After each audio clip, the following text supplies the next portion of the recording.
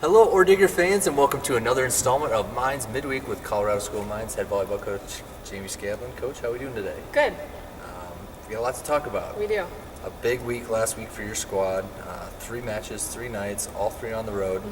Let's start with Thursday. You guys got a 3-0 win over CSU Pueblo in Masari Arena. Talk about the match a little bit. Well, kind of like we talked about last week, a couple years ago when we went there, it wasn't a good outing. So walking into that gym and it's a tough arena to play in because it's such a huge arena, and and they set up stands on all sides, and sometimes that can change the way the ball floats a little bit, and just depth perception and things like that.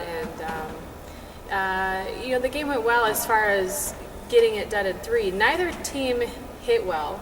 I mean, I think we barely hit 200, and they were in the mid 100s. So offensively, it wasn't a great game on either side. What we did do well was we served well, and that kind of gave us a lot of opportunities to score points in different ways, and it was a good job from that sense. I mean, I like walking out of that arena and know that we can win there. So that was good. The next night, take the trip over to Alamosa. Yeah. Not quite as easy this time around, but you got the 3-2 victory against a tough, athletic Adams State squad. So talk about that matchup a little bit. They are a lot of the same team. I mean, they really only graduated a really great hitter last year, outside hitter last year. But besides that, I mean, they really returned a solid squad, a lot of seniors and juniors. And that's a tough place to play, and it was their homecoming, and so I think every sports team that they have was at that game. Our freshmen handled that well. We played well in games 1, 3, and 5, and in 2 and 4 we just had too many errors, and that's how we lost the game. I mean, it just truly is. And so that's one of our goals going into this coming weekend is, limiting that a little bit so we can play a little bit more consistent, because we're not going to win every game 5. But game 5 was good from the sense, in our sport, you want to get to 8. Whoever gets to 8 first, the statistics are normally, you can win that game 5. So that's always our goal. Another goal in game 5 is to limit our errors. And in game 4, we had a lot of them. And so we kind of had to flip that switch. Sarah Pekarik had a great offensive game. She did really well. And like I said before, I mean, she's a 6 rotation outside that has to do more than just hit. And so for her to have a great offensive night in front of a very tall block was good to see. So good win for us. Yes, definitely. Speaking of Sarah, she had another really good night the next night against Western State. You guys set a season high in attack percentage in that matchup en route to a 3-0 victory over the Mountaineers. Talk about that match a little bit. Western is probably the best serving team we've seen, I think, thus far. It was a really good challenge for our service eve. We played really well games 1 and 3. And game 2, again, it just, I don't know what it is. At the start of the year, we couldn't win game 1. Well, now we're winning game 1 and we can't win game 2. So, or we can't play well in game 2. So, we got to figure that out. But Sarah was the one that was saving us in game 2. I mean, I think we ended up winning that game 26-24. And then after game 3, we took care of business. And, I hope this team starts to realize that when we just limit our errors, that we can beat a lot of teams. Teams score a lot of points when, they don't really do anything to us. We kind of do it to ourselves. Right. And so we just have to find that consistency. I want us to grow in that sense. But yeah, Sarah had a really great offensive game and saved us in game 2. That could have easily went 4 or 5 if we didn't have her. So.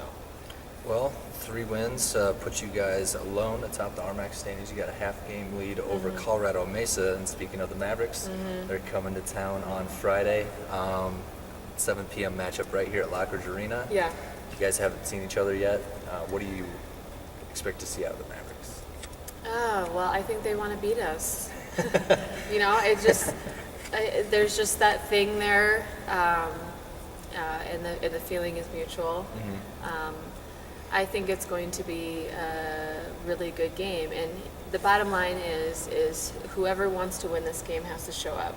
And so you know, if they're number one and we're number one or whatever that is, you know, still early on in the season, you want to win the game, you got to show up. And so, you know, we've already started preparing for that and making some adjustments on some key things that we know is going to help to beat a team like that. They have really figured it out. Again, that's another team that didn't lose a lot of people. I think they graduated their libero. I think that's the only main new person that we're seeing, but their connection with their setters and hitters is much better than it was last year. And so that's going to be huge. I mean, we've got to be a better blocking team because they've got some hitters that can score, and so we've got to figure that out. But I'm excited to see how we respond, you know, and it's going to be a good game. So.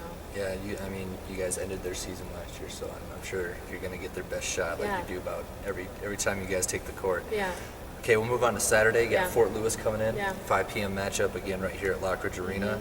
Another team that you haven't seen, you haven't played yet this year. You saw them probably a little bit when they were here, but Skyhawks new coach. Different than last year, same kind of team as last year, or what are you expecting to see? Same kind of team, but different coach, and there's always going to be some new ways you're going to have to defend them or new ways you have to score against them.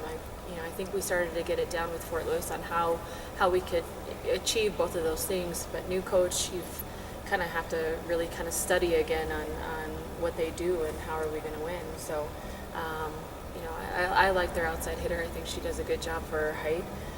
She tends to tool the block a lot and score in those kind of ways. And when they were at our tournament, she had some big blocks in front of her against some of the top teams in the country, and she did well. So, I mean, that's going to be a game where, you know, after a big night like Friday, that we have to stay consistent and fresh.